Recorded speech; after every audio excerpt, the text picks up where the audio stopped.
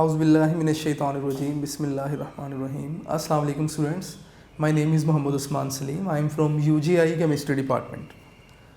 बेटा corona virus की वजह से ऑनलाइन क्लासेस हो रही हैं, आप भरपूर हिस्सा लें इसमें, इजी नहीं लीजिएगा।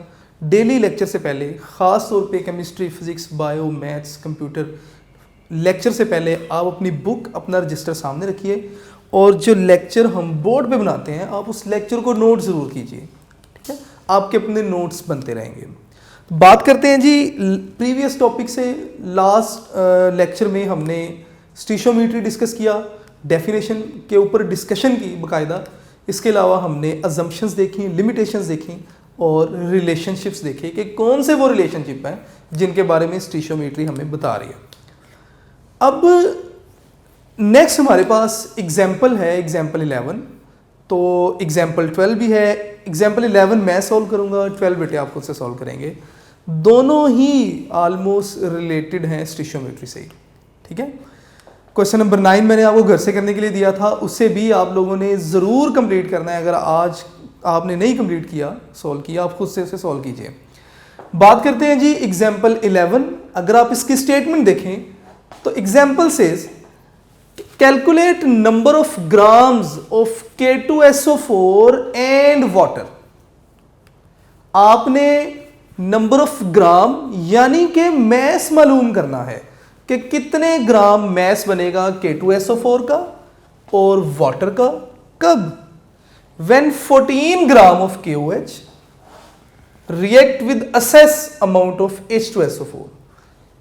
इसका मतलब KOH की आपको वैल्यू दे दी गई, KOH का आपको मैस बता दिया गया कि जब KOH के 14 ग्राम रिएक्ट करेंगे H2SO4 के साथ तो ये दो प्रोडक्ट्स बनेंगे। आपने इन दोनों प्रोडक्ट्स के मैसेज बताने हैं। इसके अलावा आपने बताना है कि जो वाटर बनेगा उसमें वाटर मॉलिक्यूल्स कितने होंगे, ठीक है। तो बेटा इसका सॉल्यूशन स्टार्ट करते हैं, जरा साथ साथ रहिएगा बेटे। जब भी आप किसी न्यूमेरिकल को या किसी प्रॉब्लम को सॉल्व करें तो अपनी आसानी के लिए गिवन डाटा बनाएं, बिल्कुल वैसे जैसे फिजिक्स में बताया जाता है। इसके अलावा टू फाइंड के आपने कैलकुलेट क्या करना है और उसके बाद सॉल्यूशन स्टार्ट करेंगे। तो सबसे पहले तो गिवन डाटा हमारे पास क्या क्या है। गिवन डाटा में हमें बता दिया गया कि KOH के 14 ग्राम आपको दे दिए गए। अब इस इंफॉर्मेशन से जो पॉसिबल इंफॉर्मेशन आप ड्राइव कर सकते हैं वो सारी इंफॉर्मेशन लिखेंगे आप। तो सबसे पहले तो मैस ऑफ KOH ये हमें बता दिया गया, that is 14 gram.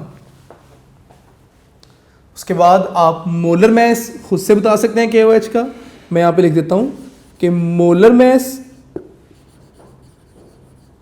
Of KOH, molar mass क्या होगा 39 प्लस 16 प्लस 1। तो ये बेटे आपके पास 56 ग्राम पर मोल। ये आपके पास मोलर मैस बन जाएगा जी किसका, KOH का। इसी तरह नेक्स्ट आपको बता दिया गया K2SO4, इसका मैस आप कैलकुलेट करेंगे और वाटर का मैस आपने कैलकुलेट करना है। तो इनके मोलर मैसेज भी हम यहां पे ही लिख लेते हैं। तो मैं यहां पे लिख देता हूं कि मोलर मैस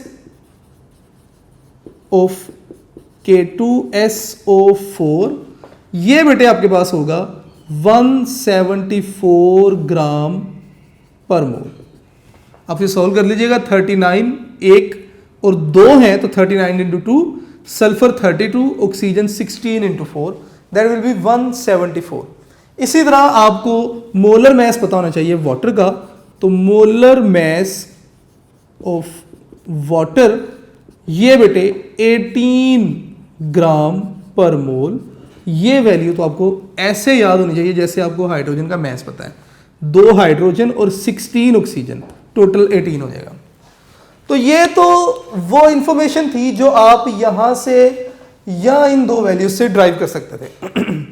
अब आपने मालूम क्या करना है वो लिख लेते हैं जी। तो मैं यहां पे लिखूंगा टू फाइंड या टू कैलकुलेट कि आपने कौन कौन सी वैल्यू मालूम करनी है। आपने मैस मालूम करना है किसका जी, K2SO4 का, कि इस रिएक्शन के रिजल्ट में कितना K2SO4 बनेगा। अगर 14 ग्राम KOH हो तो 14 ग्राम KOH जब H2SO4 से रिएक्ट करेगी तो कितना K2SO4 बनेगा, ये मालूम करना है। इसी तरह आपने मैस मालूम करना है वाटर का कि कितना वाटर प्रोड्यूस हुआ, और इसी तरह आपने number of molecules of water भी मालूम करने हैं। तो ये वो चीज़ें हैं जो आपने फाइंड करनी है। अब बेटे इसके सोल्यूशन की तरफ चलते हैं। तो सोल्यूशन के लिए सबसे पहले आप इसकी इक्वेशन लिख लें। मैं यहीं पे इसकी इक्वेशन भी लिख देता हूं कि किस तरह KOH रिएक्ट करेगी H2SO4 से। KOH प्लस H2SO4 इनका जब रिएक्शन होगा तो as a result of reaction according to statement आपके पास बन रही है जी K2SO4 प्लस वाटर। इस इक्वेशन को आप बैलेंस करके लिखिए। यहां पे अगर आप देखें तो 2 K हैं, यहां पे 1 ही है तो आप यहां पे 2 लिखिए, K बैलेंस हो गए। इसी तरह अब आपने ऑक्सीजन बैलेंस करने हैं तो बेटा यहां पे अगर आप 2 लिखेंगे तो ऑक्सीजन भी बैलेंस हो जाएंगे, हाइड्रोजन भी बैलेंस हो जाएंगे। तो ये आपके पास बैलेंस केमिकल इक्वेशन है जो कि ये बता रही है कि अगर 2 मोल हों KOH के तो 1 मोल बनेगा K2SO4 का और 1 ही मोल बनेगा किसका, वाटर का। अब इसी इंफॉर्मेशन को हम यूज करेंगे और बाकी अपनी वैल्यूज भी मालूम करते जाएंगे। अब सबसे पहले तो हमें मालूम करना है जी K2SO4 के कितने मोल बनेंगे। तो मैं यहां पे लिखूंगा फॉर K2SO4। पहले मैं K2SO4 के लिए अपना सोल्यूशन लिख रहा हूं। आपने करना क्या है, वो रिएक्टेंट जिसका मैस आपको दे दिया गया था, आपने उस रिएक्टेंट के नंबर ऑफ मोल को कैलकुलेट जो है वो कंपेयर करते जाना है किसके साथ, प्रोडक्ट्स के नंबर ऑफ मोल के साथ, वो प्रोडक्ट्स के नंबर ऑफ मोल जिन्हें आपने मालूम करना है। तो इट मींस के सबसे पहले तो हमें KOH के नंबर ऑफ मोल पता होने चाहिए। तो KOH का जो मोलर मैस है दैट इज 56 ग्राम पर मोल। तो अगर आप नंबर ऑफ मोल लिखना चाहें, number of mole of KOH, तो इसके लिए आप लिखेंगे क्या, 14 डिवाइडेड बाय 56। तो ये बेटे आपके पास आंसर क्या होगा जी इसका, 14 डिवाइडेड बाय 56, 0.25। ये नंबर ऑफ मोल हैं जी KOH के। अब आप करेंगे क्या, K2SO4 के आपने नंबर ऑफ मोल मालूम करने हैं, आप कंपेयर करेंगे। एक तरफ आप लिखेंगे जी क्या, KOH, और दूसरी तरफ आप लिखेंगे K2SO4। बैलेंस केमिकल इक्वेशन क्या बताती है, according to balance chemical equation अगर 2 मोल हों KOH के तो 1 मोल बनेगा किसका जी, K2SO4 का। तो मैं यहां पे 2 लिखूंगा और यहां पे 1 लिखूंगा, ठीक है। अगर 1 मोल होता KOH का तो ये कितने हो जाने थे, ये भी हाफ होगा तो 0.25। और अगर KOH के उतने मोल जो कि स्टेटमेंट में गिवन है बाय 14 ग्राम मैस से इतने मोल बनेंगे, अगर मैं इतने मोल में देखना चाहता हूं कि कितना K2SO4 बनेगा तो मैं इक्वेशन के दोनों तरफ 0.25 से मल्टीप्लाई किया। इसको भी जब आप 0.25 से मल्टीप्लाई करेंगे तो आपके पास आंसर आएगा 0.125। यानी कि आपने मालूम कर लिया K2SO4 के नंबर ऑफ मोल आपने मालूम कर लिए। K2SO4 का मोलर मैस आपको पहले से पता था, अब आप K2SO4 का मैस भी मालूम कर सकते हैं। तो मैं यहां पे लिख देता हूं for mass of K2SO4 we know, हम जानते हैं जी क्या, के number of mole equal to mass by molar mass. Molar mass हमें पता है, नंबर ऑफ मोल हमें पता चल गए हैं, मैस मालूम करना है। तो जिसे मालूम करना है उसे इक्वेशन के एक तरफ रखें, बाकी सबको दूसरी तरफ ले जाएं। मोलर मैस डिवाइड दूसरी तरफ जाके मल्टीप्लाई। तो मैं इसे इस तरह लिखूंगा कि मैस इक्वल हो जाएगा, मोलर मैस इस तरफ आके मल्टीप्लाई हुआ तो number of mole into molar mass. आप वैल्यू जो है मैस की मालूम कर सकते हैं कैसे, नंबर ऑफ मोल आपके पास है 0.125, मोलर मैस आपके पास है 176, आप इन्हें मल्टीप्लाई करें आपके पास मैस आ जाएगा जी K2SO4 का, और K2SO4 का जो मैस है दैट इज 21.75 ग्राम। मैं यहाँ पे लिख देता हूँ बेटे 21.75 ग्राम। तो ये आपके पास मैस आ जाएगा जी किसका, K2SO4 का।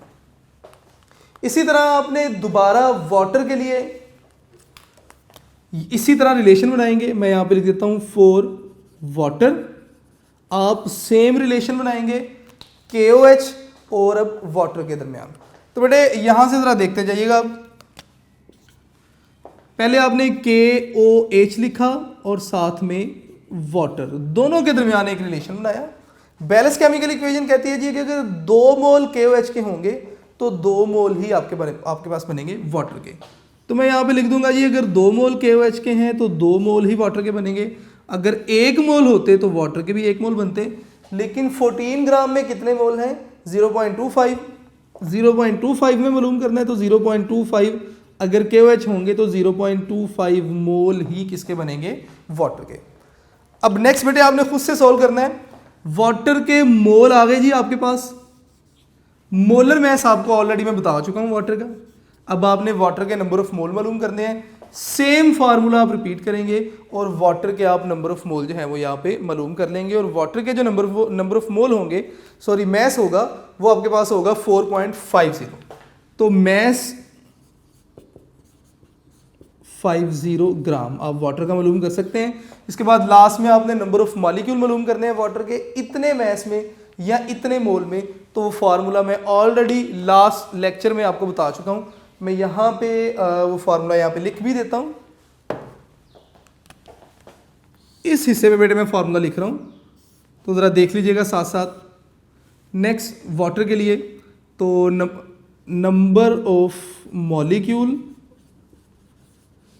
ऑफ वाटर, ये आपके पास इक्वल होगा किसके, number of mole into Avogadro's number. Number of मोल आपके पास आ गए 0.25, 6.02 से मल्टीप्लाई करेंगे आपके पास आंसर आ जाएगा। बेटा मैंने कोशिश की कि एग्जाम्पल को ब्रीफली डिस्कस भी करूं और सॉल्व भी कर दूं। एग्जाम्पल 12 बेटे आप खुद से सॉल्व करेंगे, ठीक है। नेक्स्ट हमारे पास जो टॉपिक आता है that is limiting reactant, important topic है, पेपर में बार बार इसकी डेफिनेशन भी पूछी गई है और इससे रिलेटेड क्वेश्चन भी बार बार पूछे गए हैं। लिमिटिंग रिएक्टेंट में आप सीखेंगे कि लिमिटिंग रिएक्टेंट है क्या, हम इसे क्यों पढ़ रहे हैं, इसकी एप्लीकेशन कहां पर है। इसके अलावा अगर आपके पास कोई बैलेंस केमिकल इक्वेशन लिखी है तो उस बैलेंस केमिकल इक्वेशन में से आप किस तरह लिमिटिंग रिएक्टेंट जो है वो मालूम कर सकते हैं। इसके अलावा इससे रिलेटेड एग्जाम्पल जो है वो भी सॉल्व करेंगे और हमारा आज का लेक्चर यहाँ पे कंप्लीट हो जाएगा। तो स्टार्ट करते हैं बेटे लिमिटिंग रिएक्टेंट से।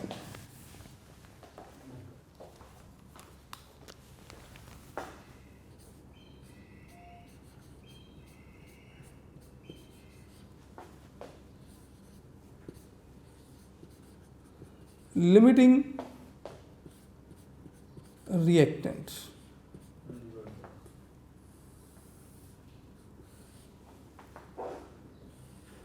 इसकी डेफिनेशन को डिस्कस करने से पहले थोड़ी सी हम अबाउट लिमिटिंग रिएक्टेंट डिस्कशन करेंगे अपनी इर्द गिर्द की एग्जांपल्स को देखते हुए।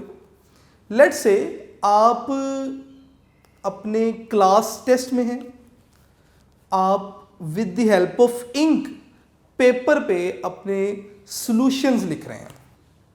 लेट्स से मैं कहता हूं जी कि इंक और पेपर का रिएक्शन है जी, अगर पेन में से इंक खत्म हो गई, पेपर मौजूद है, आप लिख नहीं सकते मजीद, मतलब रिएक्शन नहीं होगा पेपर और इंक का। क्यों? क्योंकि 2 रिएक्टेंट थे, एक इंक थी दूसरा पेपर था, दोनों में से एक रिएक्टेंट जल्दी खत्म हो गया, इंक खत्म हो गई, जिसकी वजह से फर्दर रिएक्शन प्रोसीड नहीं हुआ। ठीक है। इसी तरह अगर आपके पास कोई फ्यूल है जिसे आप बर्न कर रहे हैं और फ्यूल के बर्न करने से आपको प्रोडक्ट्स के तौर पे हीट मिल रही है, जब तक फ्यूल मौजूद है, ऑक्सीजन मौजूद है, बर्निंग होती रहेगी और आपको प्रोडक्ट्स मिलते रहेंगे। जैसे ही फ्यूल ख़त्म हुआ, ऑक्सीजन मौजूद है, फ्यूल ख़त्म हो गया, तो बर्निंग स्टॉप हो जाएगी और प्रोडक्ट्स मिलने रुक जाएंगे। तो दोनों एग्जांपल्स में मैंने ये देखा कि कोई एक रिएक्टेंट अगर ख़त्म हो जाए, कंज्यूम हो जाए, तो रिएक्शन स्टॉप हो जाएगा। ऑब्वियसली ऐसा ही होगा, लिमिटिंग रिएक्टेंट बिल्कुल ऐसे ही है। कहते हैं जी कि लेट से आपके पास कोई से दो या दो से ज़्यादा रिएक्टेंट मिल के कोई रिएक्शन कर रहे हैं और उस रिएक्शन के रिजल्ट में प्रोडक्ट्स बन रहे हैं। अगर उन रिएक्टेंट में से कोई ऐसा रिएक्टेंट जो जल्दी कंज्यूम हो जाए और रिएक्शन को स्टॉप करवा दे, तो वो रिएक्टेंट जो जल्दी कंज्यूम हो गया, वो रिएक्टेंट लिमिटिंग रिएक्टेंट कहलाएगा, और वो रिएक्टेंट जो कंज्यूम नहीं हुए, बच गए, उन्हें आप रिएक्टेंट या रिएजेंट इन असेस भी कह सकते हैं। इसी तरह बुक में एक और एग्जांपल है, मैं उस एग्जांपल को बोर्ड पे तो नहीं लिखूंगा, लेकिन उससे रिलेटेड डिस्कशन जरूर करते हैं। कहते हैं जी कि लेट्स सपोज कि आपके पास 30 कबाब्स हैं और 60 स्लाइस हैं ब्रेड के, और आपका टास्क क्या है, आपने सैंडविच बनाने हैं। हमें पता है कि 2 स्लाइस और 1 कबाब यूज करेंगे आप और 1 सैंडविच बनेगा। अगर आपके पास 30 कबाब्स हैं और 60 स्लाइस हैं, तो इट मीन्स कि बड़ा इजीली आप 30 सैंडविच बना सकते हैं।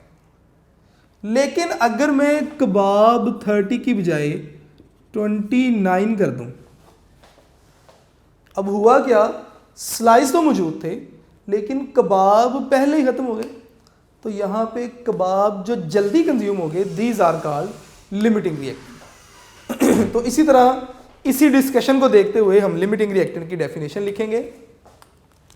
कहते हैं जी कि लिमिटिंग रिएक्टेंट है क्या? Limiting reactant is the reaction या रिएक्टेंट, डेफिनेशन लिख रहा हूं बेटे इसकी,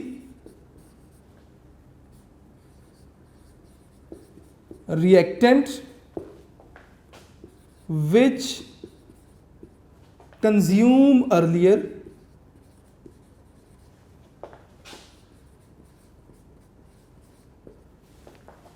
due to its small amount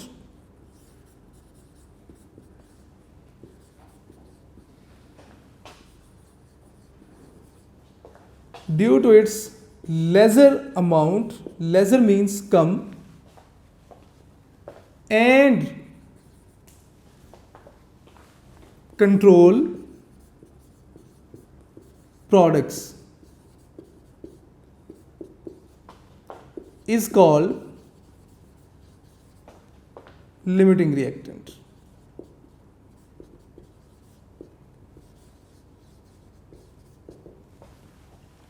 जी बड़े तरह डेफिनेशन देखिएगा, उन्होंने कहा जी कि ऐसा रिएक्टेंट जो कि जल्दी कंज्यूम हो जाएगा, जल्दी यूज हो जाएगा, ठीक है, किस वजह से? अपनी लेजर अमाउंट की वजह से, इन अ बैलेंस केमिकल इक्वेशन, और जल्दी कंज्यूम हो जाएगा और इसके कंज्यूम होने की वजह से रिएक्शन रुक जाएगा और प्रोडक्ट्स बनना रुक जाएंगे। तो मैं नेक्स्ट लाइन ये भी ऐड कर सकता हूं कि एंड कंट्रोल प्रोडक्ट्स या amount of products is called limiting reactant. इसके जरा एग्जांपल देख लेते हैं एक दो। लेट्स से कार्बन डाइऑक्साइड है, हमें पता है कार्बन और ऑक्सीजन मिलेगी और एज ए रिजल्ट हमारे पास प्रोडक्ट्स बनेंगे कार्बन डाइऑक्साइड।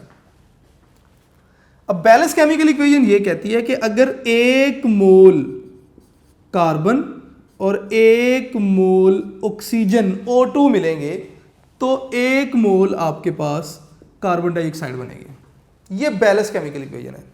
लेकिन अगर मैं वैल्यूज को चेंज कर दूं, लेट्स से मैं यहां पे 2 मोल कार्बन कर दूं, तो होगा क्या कि 1 मोल कार्बन और 1 मोल ऑक्सीजन मिलते हैं और कार्बन डाइऑक्साइड बनती है। अगर मैंने कार्बन के 2 मोल कर दिए तो 2 में से 1 मोल तो यूज हो जाएगा, 1 मोल बच जाएगा। मैं यहां पे लिख देता हूं कि 1 मोल लेफ्ट, 1 मोल बच जाएगा। तो कार्बन बच गया, ऑक्सीजन जल्दी कंज्यूम हो गया और उस वजह से रिएक्शन भी कंट्रोल हो गया। तो वो रिएक्टेंट जो जल्दी कंज्यूम हो गया वो आपके पास क्या कहलाएगा, लिमिटिंग रिएक्टेंट। यहाँ पे ऑक्सीजन जो पहले कंज्यूम हो गया वो लिमिटिंग रिएक्टेंट है और जो बच गया वो रिएक्टेंट इन असेस है। इसी तरह नेक्स्ट आप एग्जांपल देख सकते हैं कि आपके पास H2 है प्लस Cl2 है, दोनों मिलेंगे और 2HCl बनेगा, 2HCl बनेगा। अब अगर आप बैलेंस केमिकल इक्वेशन देखें तो 1 मोल ही हाइड्रोजन का है और 1 मोल ही क्लोरीन का है और 2 मोल बन रहे हैं किसके, HCl के। बेटा एक चीज़ जो मैं बताना चाहता हूं कि mostly student balance chemical equation को देखते हैं, वो देखते हैं जी कार्बन ज़्यादा है ऑक्सीजन कम है, तो जिसके नंबर ऑफ मोल कम है शायद वो लिमिटिंग रिएक्टेंट है। मेरी आपसे बहुत लंबी चौड़ी डिस्कशन का मकसद यही है कि आपको ये बता दिया जाए कि बैलेंस केमिकल इक्वेशन में जो कम अमाउंट में होगा वो जो जिसके नंबर ऑफ मोल कम बताए गए हैं ज़रूरी नहीं वो आपके पास लिमिटिंग रिएक्टेंट हो।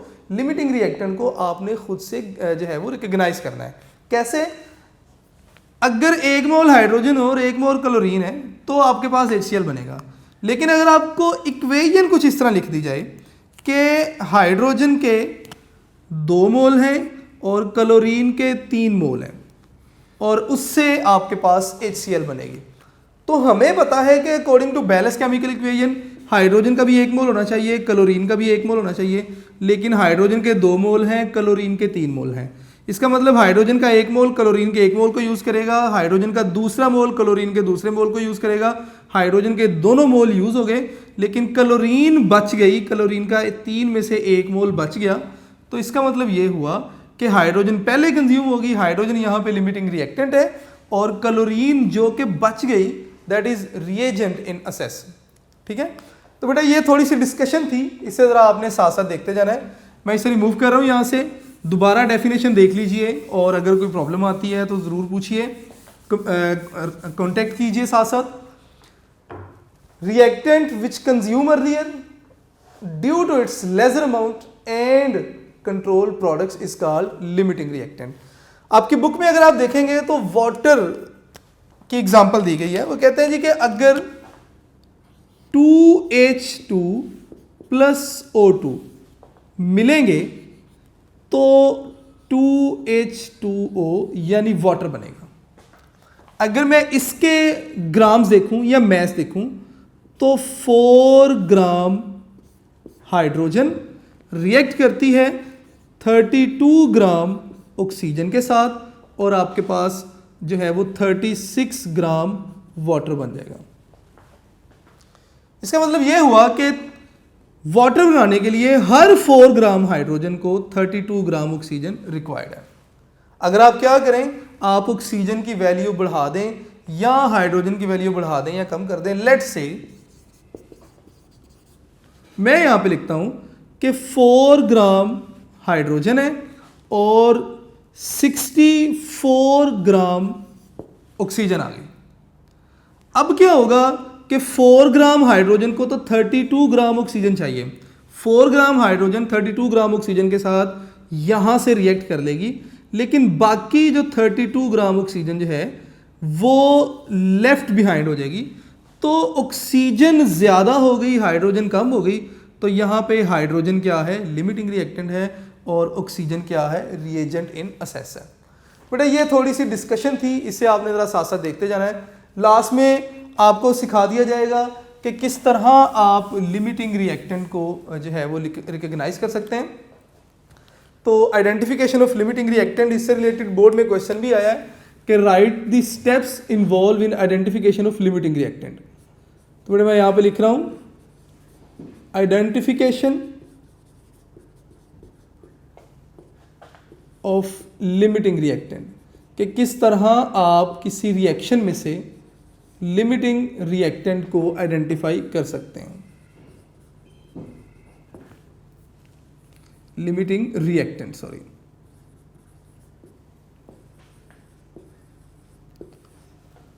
There are three steps involved in identification. First of all, आपने करना क्या है, आप बैलेंस केमिकल इक्वेशन में से नंबर ऑफ मोल मालूम करेंगे, किसके, रिएक्टेंट्स के। मैं यहाँ पे लिखूंगा कि calculate number of mole of reactants. कहां से हम कैलकुलेट करेंगे, फ्रॉम गिवन इंफॉर्मेशन, कि आपको जो भी इंफॉर्मेशन दे देगी, लेट्स से उन्होंने कहा जी कोई ए रिएक्टेंट है उसका इतना मैस, कोई बी रिएक्टेंट है उसका इतना मैस, तो इस इंफॉर्मेशन से सबसे पहले तो आप रिएक्टेंट्स के मोल मालूम करेंगे। तो फर्स्ट स्टेप क्या था कि आपने नंबर ऑफ मोल मालूम करने हैं, किसके जी, रिएक्टेंट्स के, from given information. Second step आपके पास क्या होगा, आपने नंबर ऑफ मोल मालूम करने हैं, किसके, प्रोडक्ट्स के। कहां से, from balance chemical equation. Calculate number of mole of products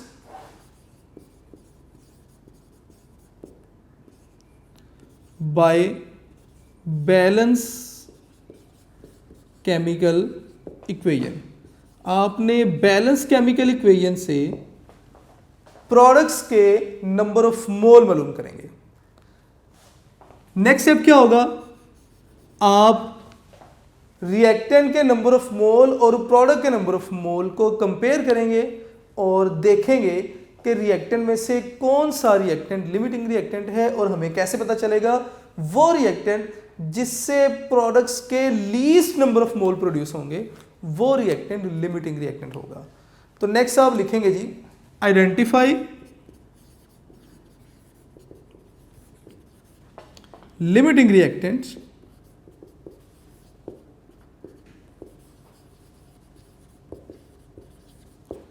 which will produce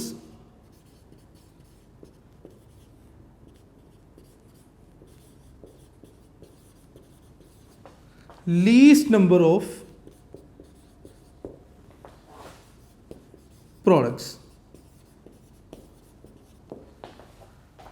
तीन स्टेप है जी। सबसे पहले आपने क्या किया, आपने नंबर ऑफ मोल कैलकुलेट किए, किसके, रिएक्टेंट्स के, फ्रॉम गिवन इंफॉर्मेशन। सेकंड काम आपने क्या किया, आपने नंबर ऑफ मोल कैलकुलेट किए, किसके जी, प्रोडक्ट्स के। कहां से, from balance chemical equation. Third step आप क्या करते हैं, आप रिएक्टेंट्स और प्रोडक्ट्स के नंबर ऑफ मोल को कंपेयर करते हैं, और कंपेयर करने से आप वो रिएक्टेंट जो लीस्ट अमाउंट देगा किसकी, प्रोडक्ट्स की, वो लिमिटिंग रिएक्टेंट होगा, और आप उस लिमिटिंग रिएक्टेंट को आइडेंटिफाई करेंगे जी। तो बेटा ये था सारी information regarding to limiting reactant. Definition हमने सीखी, कुछ हमने इसकी एग्जांपल्स को डिस्कस किया, और लास्ट में हमने उन स्टेप्स को डिस्कस किया जिन स्टेप्स से हम जो है वो लिमिटिंग रिएक्टेंट को आइडेंटिफाई कर सकते हैं। इससे रिलेटेड एग्जांपल है, मैं चाह रहा था उस एग्जांपल को सॉल्व करते, लेकिन चूंकि टाइम हमारे पास अब कम है तो उस एग्जांपल को फिर हम नेक्स्ट एग्जांपल को कल पे रखेंगे। इससे पहले लिमिटिंग रिएक्टेंट के बारे में जो थोड़ी सी मतलब हाईलाइटेड इन्फॉर्मेशन है, ये बेटे आपने याद रखनी है। लिमिटिंग रिएक्टेंट है क्या, मैं यहाँ पे लिख रहा हूँ कि लिमिटिंग रिएक्टेंट, इसकी स्पेस क्या है। सबसे पहले तो वो ये कहते हैं जी कि लेजर अमाउंट में होता है,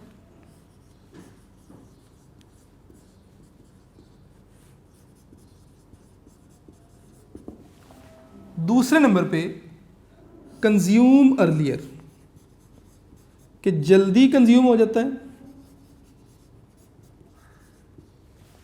और तीसरे नंबर पे जल्दी कंज्यूम हो जाएगा तो इट मींस के रिएक्शन स्टॉप हो जाएगा, तो इट मींस प्रोडक्ट्स बनना रुक जाएंगे। तो बड़ा इजी या सिंप्लीफाई करूं तो कंट्रोल अमाउंट ऑफ प्रोडक्ट्स, के ये बनने वाले प्रोडक्ट्स की अमाउंट को कंट्रोल करता है, और लास्ट में आप लिखेंगे can be identified by given steps. जो स्टेप्स आपको बता दिए गए उन स्टेप्स के मदद से आप लिमिटिंग रिएक्टेंट को आइडेंटिफाई कर सकते हैं। मैं दोबारा चलते चलते बताता चलूँ कि किसी भी इक्वेशन को देखते हुए, लेट्स से कोई इक्वेशन है जी a+2b, तो ये आपको C प्रोडक्ट्स मिलेंगे। इस इक्वेशन को अगर आप देखें तो इक्वेशन को देखते हुए आपको लगेगा जैसे A जो है वो लेसर अमाउंट में है, B जो है वो ज़्यादा अमाउंट में है, तो ज़रूरी नहीं कि A लिमिटिंग रिएक्टेंट होगा। लिमिटिंग रिएक्टेंट को हम बैलेंस केमिकल इक्वेशन के लिहाज से मालूम करते हैं कि बैलेंस केमिकल इक्वेशन के लिहाज से अगर A कम अमाउंट में है, B ज़्यादा अमाउंट में है, तो फिर A लिमिटिंग रिएक्टेंट है। मे बी कि जो है वो A यहाँ पे लिमिटिंग रिएक्टेंट ना हो। तो किसी भी इक्वेशन को देखते हुए हम लिमिटिंग रिएक्टेंट के बारे में जो है वो डायरेक्ट कोई रिजल्ट्स नहीं बना सकते। तो बेटा ये हमारा आज का काम था। थोड़ा सा कॉम्प्लिकेटेड ज़रूर था, लेकिन आप अगर घर पे बैठ के खुद से 2 से 3 बार ट्राई करें तो चीज़ें आपके लिए आसान हो जाएंगी। तो लास्ट में बेटे मेरा वही मैसेज है कि अपना डेली का काम डेली कीजिए। जो लेक्चर बोर्ड पे बना दिया जाता है आप उसे अपने रजिस्टर पे बनाएं, अपने लेक्चर नोट्स तैयार करते जाएं और दुआ कीजिए कि अल्लाह ताला ये जो हमारे मुल्क पे ये कोरोना वायरस की शक्ल में एक बड़ी ख़तरनाक वबा जिसकी वजह से सारी दुनिया जमूद में आ गई है, दुआ कीजिए कि अल्लाह ताला हमें इससे हमारी गुनाहों को माफ़ करें और हमें इस वबा से बचाएं। और बेटा आप लोग घर पे रहिए, सेफ़ रहिए और अपने घर वालों को भी सेफ़ रखिए। Thank you.